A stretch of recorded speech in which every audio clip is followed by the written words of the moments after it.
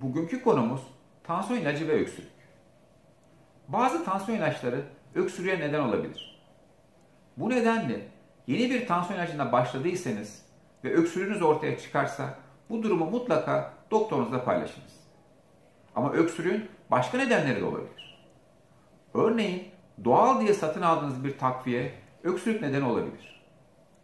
Eğer öksürüğün nedeni tansiyon ilacı ise ilaç kesilince öksürük geçer. İlaç değiştirilir. Günümüzde tansiyon hastaları şanslıdır. Çünkü çok sayıda ilaç alternatifi vardır.